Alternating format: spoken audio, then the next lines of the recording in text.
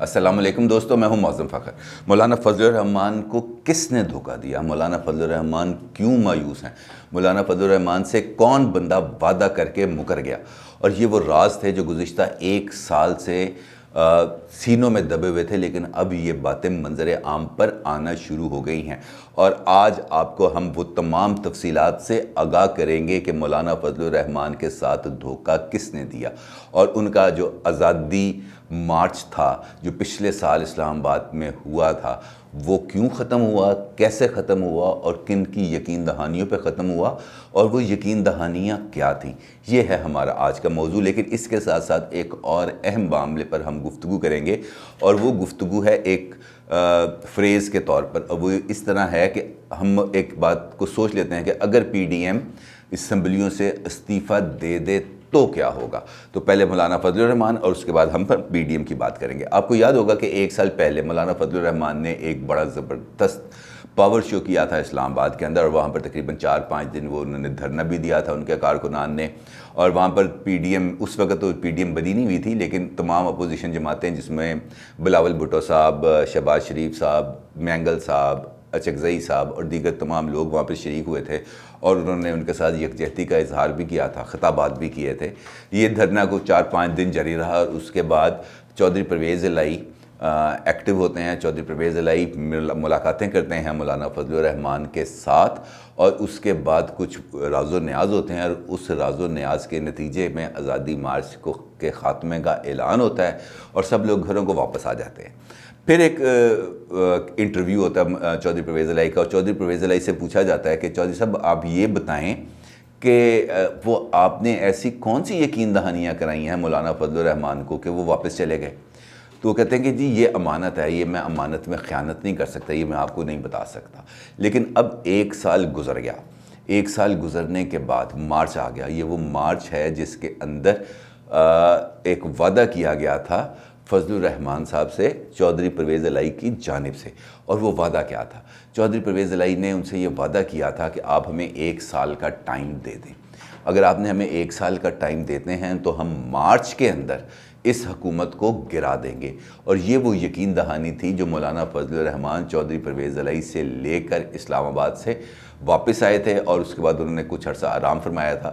لیکن جب انہوں نے یہ دیکھا کہ مسلم لیگ کاف اپنے وعدوں پر پورا نہیں اتر رہی، تو اس کے بعد انہوں نے دوبارہ اپنی مہم کو منظم کیا، اور پھر پیپلز پارٹی کی جانب سے جو اے پی سی تھی اس کے اندر شریک ہوئے، اور پی ڈی ایم کا وجود آیا، اور پی ڈی ایم وجود میں آنے کے بعد اب ایک anti Imran Khan narrative, anti government narrative کے ساتھ مارکیٹ میں آ چکی ہے، اور اپنی مہم چلا رہی ہے، اچھی ہے بری ہے، قطع نظر اس بات کے ہمارا فوکس مولانا فضل الرحمان ہے۔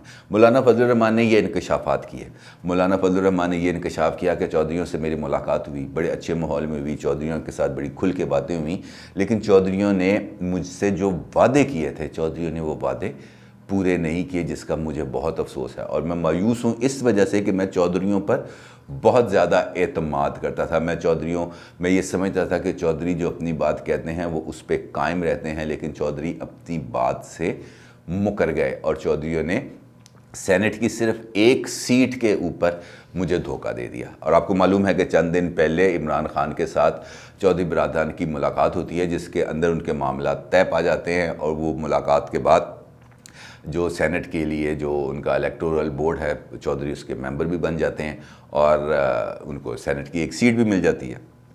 اچھا، یہ سب کچھ جب ہو رہا تھا تو اس وقت پی ڈی ایم کیا کر رہی تھی؟ یہ بہت امپورٹنٹ سوال ہے، کیونکہ ابھی تو یہ ڈیولپمنٹ انفولڈ ہوتی چلی جا رہی ہے نا، یہ چیزیں سامنے آ رہی ہیں کہ جناب یہ معاہدہ ہو گیا تھا، یہ بات ہو گئی تھی، چودھریوں کے ساتھ رابطہ موجود بھی ہے، اور اس وقت بھی ہے آصف علی زرداری صاحب کا۔ اور آصف علی زرداری صاحب اگر تحریک عدم اعتماد کی بات کر رہے ہیں تو اس کے پیچھے بھی بڑی لاجیکل ان کے پاس ریزننگز موجود ہیں، آلدو کہ نواز شریف صاحب اور آصف زرداری کا، مولانا فضل الرحمان کا جو کل رابطہ بھی ہوا تھا، اس کے اندر نواز شریف صاحب نے استعفوں کا آپشن استعمال کرنے پر زور دیا، جبکہ آصف علی زرداری نے تحریک عدم اعتماد کی بات کی، اور مولانا نے کہا جو آپ نے جو کرنا ہے طے کریں، بس فٹافٹ کریں، لیکن اس کام کو اب نپٹائیں، کیونکہ اب ہم we are running out of time, ہم اب نہ باہر نکل جائیں گے اس پورے سینیریو سے اگر ہم نے ابھی ٹھوس اور اہم فیصلے نہ کیے۔ اب ہم ایک لمحے کے لیے، جیسے میں نے آپ سے پہلے بھی گزارش کی تھی، اگر ہم ایک لمحے کے لیے فرض کر لیتے کہ آج سے ایک سپٹمبر کے اندر جب پی ڈی ایم وجود میں آئی تھی اور اس وقت استعفوں کی بات ہوئی، تو اگر وہ استعفوں والا option P D M adapt کر لیتا، اور جس کے لیے پی ڈی ایم پر بہت زیادہ پریشر بھی تھا کہ آپ استعفے دے دیں، یا تو پی ڈی ایم کو یہ بات کہی جا رہی تھی کہ استعفے دے دیں، یا ان کے اندر سے ہی کچھ ایسا ماحول ڈیولپ ہو رہا تھا کہ آپ استعفے دے دیں. یہ بھی ایک بڑی اس کا ایک پہلو ہے جس پر غور کرنا چاہیے پی ڈی ایم کو خود میں بھی بیٹھ کے. اب اگر پی ڈی ایم استعفے دے دیتی اپنے اس پلان کے مطابق 1 مہینے کے اندر ہم نے استعفے دے دینے ہیں، تو کیا ہوتا تھا؟ اب اگر مفروضے کی بنیاد پر بات کرتے ہیں کہ اس لمحے تک پی ڈی ایم اسمبلیوں سے استعفے دے چکی ہوتی، تو کیا اسمبلیاں ڈیزالو ہو چکی ہوتی؟ کیا حکومت گھر جا چکی ہوتی؟ کیا سینٹ کے الیکشن رک چکے ہوتے؟ نہیں، بالکل نہیں. ایسا کچھ بھی نہیں ہونا تھا. حکومت نے 10 حلقوں کے الیکشن کرانے تھے اور 2/3 سے زیادہ اکثریت اس کی قومی اسمبلی میں ہو جانی تھی. سینٹ کے اندر اس کو 2/3 میجورٹی مل جانی تھی، اور اس کے بعد اس کے پاس وہ طاقت آ جانی تھی جس کے ذریعے وہ آئین کے اندر من چاہی ترمیم کر سکتی تھی. اور یہی وہ پلان تھا جس کا ادراک آصف علی زرداری نے کیا اور پی ڈی ایم کو استعفے دینے سے روکا. کیونکہ اگر عمران خان کی حکومت 2/3 اکثریت کر لیتی تو پاکستان کا آئینی ڈھانچہ مکمل طور پر تبدیل ہو چکا ہوتا.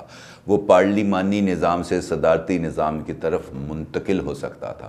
18ویں ترمیم جس کے ذریعے صوبوں کو اختیارات ملے تھے وہ ختم ہو سکتی تھی، اور اس کے ساتھ ساتھ بے شمار ایسے قوانین بنائے جا سکتے تھے جو شاید ہمارے پارلیمنٹری ڈیموکریسی کے اندر اس کی گنجائش نہ ہوتی. اور اسی مقصد کو روکنے کے لیے آصف علی زرداری نے انٹری کی اور اس باریک کام کو سمجھا، اور پی ڈی ایم کی باقی جماعتوں کو اس طرف آنے سے نہ صرف روکا بلکہ ان کو اس طرف لے کے گئے جہاں پر وہ یہ سمجھتے ہیں کہ میں کچھ تبدیلی لا سکتا ہوں. اب ایک جانب تو مولانا فضل الرحمان کاف لیگ سے ہیں بہت زیادہ ناراض، اور دوسری جانب آصف زرداری کاف لیگ کے ہیں بہت زیادہ قریب.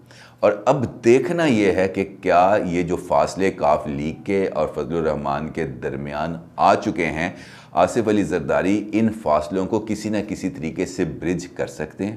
کیا یہ خلیج کم ہو سکتی ہے؟ کیا یہ اختلافات دور ہو سکتے ہیں؟ اور اس کا صرف ایک ہی پیرامیٹر ہے، اور اس کا پیرامیٹر صرف یہ ہے کہ کاف لیگ حکومتی اتحاد سے الگ ہو جائے، جو فی الحال ہوتا نظر نہیں آتا.